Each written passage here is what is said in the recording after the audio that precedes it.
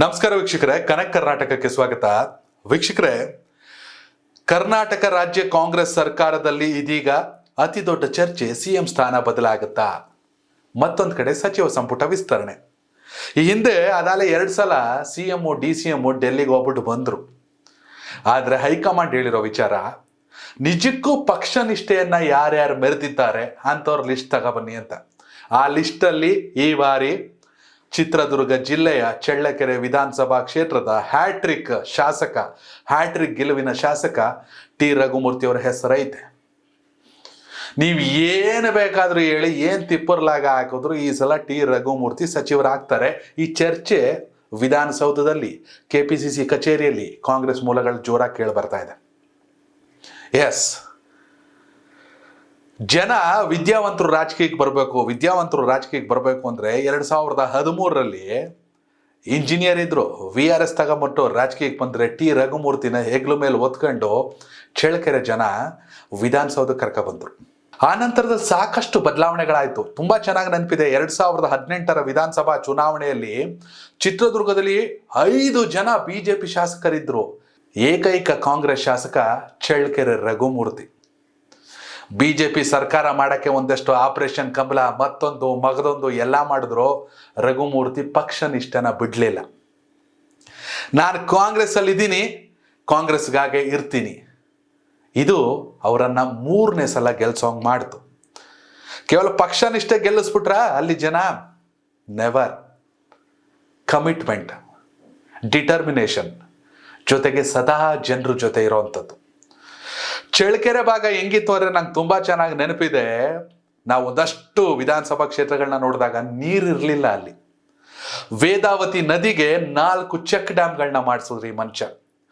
ಇವತ್ತಿಗೂ ಚಳ್ಳಕೆರೆ ವಿಧಾನಸಭಾ ಕ್ಷೇತ್ರದಲ್ಲಿ ಶಾಸಕರ ಕಚೇರಿಗೆ ಹೋಗಿ ಮಧ್ಯಾಹ್ನ ಊಟ ಸಿಗುತ್ತೆ. ಸಾಕಷ್ಟು ಕ್ಷೇತ್ರಗಳಲ್ಲಿ ಶಾಸಕರು ರಘುಮೂರ್ತಿ ಅವ್ರನ್ನ ಮಾದರಿಯಾಗಿ ತಗೊಂಡವ್ರೆ. ಮಧ್ಯಾಹ್ನ ಹಸ್ಕೊಂಡು ಬಂದವರು ಸಾಕಷ್ಟು ಊರುಗಳಿಂದ, ಹಳ್ಳಿಗಳಿಂದ ಏನೋ ಕಷ್ಟ, ಮತ್ತೊಂದು ಮಗದೊಂದು ಅಂತ ಬಂದಿರ್ತಾರೆ. ಬಂದವ್ರು ಹಸ್ಕೊಂಡು ಹೋಗ್ಬಾರ್ದು. ಕೊರೋನಾ ಟೈಮಲ್ಲಿ ಇದು ಸಾಕಷ್ಟು ಸದ್ದಾಗಿತ್ತು, ರಘುಮೂರ್ತಿ ಅನ್ನದಾಸೋಹ ಅಂತ. ಕೇವಲ ಕೊರೋನಾಗ ನಿಂತೋಗ್ಲಿಲ್ಲ, ಅದು ಇವತ್ತಿಗೂ ಐತೆ. ಶಾಸಕರ ಕಚೇರಿಗೆ ಹೋಗ್ಬಿಟ್ಟು ನೋಡಿದ್ರೆ ಪಕ್ಷಾತೀತವಾಗಿ ದೇಶದ ಎಲ್ಲ ಪ್ರಧಾನಮಂತ್ರಿಗಳು, ರಾಷ್ಟ್ರಪತಿಗಳು, ಕರ್ನಾಟಕ ಕಂಡಂತ ಎಲ್ಲ ಮುಖ್ಯಮಂತ್ರಿಗಳು, ದಾಸರು, ಕವಿಗಳು, ಸಾಹಿತಿಗಳು ಎಲ್ಲರ ಫೋಟೋ ಇರುವಂತ ಏಕೈಕ ಶಾಸಕರ ಕಚೇರಿ ಯಾವ್ದಾರು ಇದ್ರೆ ಕರ್ನಾಟಕದಲ್ಲಿ ಅದು ರಘುಮೂರ್ತಿಯವರ ಕಚೇರಿ. ಪಕ್ಷಾತೀತವಾಗಿ ನಾನು ಕಾಂಗ್ರೆಸ್ಸಿಗೆ ನಿಷ್ಠೆ ಇದ್ದೀನಿ, ಆದ್ರೆ ನಮ್ಮ ರಾಜ್ಯಕ್ಕೆ, ನಮ್ಮ ನೆಲಕ್ಕೆ ಕೊಡುಗೆ ಕೊಟ್ಟು ಎಲ್ಲರನ್ನೂ ಸ್ಮರಿಸ್ಬೇಕು ಅನ್ನೋದು ಆ ಮನುಷ್ಯನ ಲೆಕ್ಕಾಚಾರ. ಟಿ ರಘುಮೂರ್ತಿ ಅವ್ರಿಗೆ ನಿಗಮ ಮಂಡಳಿ ಕೊಟ್ಟವ್ರೆ, ಅದ್ಯಾವುದೋ ಸಣ್ಣ ಕೈಗಾರಿಕೆ ಏನೋ ಮತ್ತೊಂದು. ನಂಗೆ ಮಾಡಿದ್ರೆ ಮಿನಿಸ್ಟ್ರು ಮಾಡಿ, ಇದು ಬೇಡ ಅಂತ ಕೂತಿದ್ರು. ಇರಲಿ ಅಂದ್ಬಿಟ್ಟು ಸರ್ಕಾರದಲ್ಲಿ ಸಿದ್ದರಾಮಯ್ಯ ಅವರು, DK ಶಿವಕುಮಾರ್ ಮನವೊಲಿಸ್ಕೊಟ್ಟವ್ರೆ. ಆದರೆ ಆ ಮನುಷ್ಯ ಯಾವುದೇ ಅಧಿಕಾರಕ್ಕೆ ಅಂಟ್ಕೊಂಡು ಕೂತವ್ರಲ್ಲ. ತುಂಬಾ ಚೆನ್ನಾಗಿ ಸಾಕಷ್ಟು ಜನರ ಜೊತೆ ಚರ್ಚೆ ಮಾಡಿದಾಗ ಗೊತ್ತಾಗಿದ್ದ ವಿಚಾರ, ಚಿತ್ರದುರ್ಗದಲ್ಲಿ ರಸ್ತೆಗಳ ಅಗಲೀಕರಣ ಆಗಿಲ್ಲ. ಡಿಸ್ಟಿಕ್ ಹೆಡ್ ಕ್ವಾರ್ಟರ್ಸ್ ಅಲ್ಲಿ ಮೈಸೂರು ಪ್ರಾಂತ್ಯ ಏನಿತ್ತು ಅದೇ ರೀತಿ ಹೋಯ್ತಾ ಇದೆ. ಆದ್ರೆ ಚಳ್ಳಕೆರೆಗೆ ಹೋಗ್ಬಿಟ್ರೆ ಇಡೀ ಚಿತ್ರದುರ್ಗದಲ್ಲಿ ರಸ್ತೆಗಳನ್ನ ನೋಡ್ಬಿಟ್ರೆ ಫುಲ್ ಡೆವಲಪ್ಮೆಂಟು. ಒಂದ್ ಕಡೆ ಚಳ್ಳಕೆರೆ, ಇನ್ನೊಂದು ಕಡೆ ಹೊಳಲ್ಕೆರೆ, ಚಂದ್ರಪ್ಪ ರಸ್ತೆಗಳ ರಾಜ ಅಂತಾರೆ ಅವ್ರಿಗೂ. ಯಾಕಂದ್ರೆ ಕೆಲಸ ಮಾಡಿದವ್ರನ್ನ ನೆನ್ಸ್ಕೋಬೇಕ್ರಿ ಅಲ್ವಾ. ಮತ್ತೊಂದು ಕಡೆ ಏನು 2018ರಲ್ಲಿ 5 ಜನ BJP ಇದ್ರಲ್ಲ, ಇವಾಗ 5 ಜನ ಕಾಂಗ್ರೆಸ್ ಬಂದವ್ರೆ. ಸದ್ಯ ಹಿರಿಯೂರು ಸುಧಾಕರ್ ಅವ್ರ ಸಚಿವರಾಗವ್ರು ಚಿತ್ರದುರ್ಗ ಜಿಲ್ಲೆಯಲ್ಲಿ, ಇಲ್ಲ ಅಂತ ಅಲ್ಲ. ಜೈನರು ಜಾತಿನ ನೋಡ್ಬೇಕಲ್ಲ, ಇವರು ST ಸಮುದಾಯಕ್ಕೆ ಬರ್ತಾರೆ. ಹಂಗನ್ಬಿಟ್ಟು ವಯಸ್ಸಲ್ಲಿ ಅವ್ರಿಗಿಂತ ಹಿರಿಯರಾದ ಗೋವಿಂದಪ್ಪನವರು ಅವರೇ ಹೊಸದುರ್ಗದ ಶಾಸಕರು.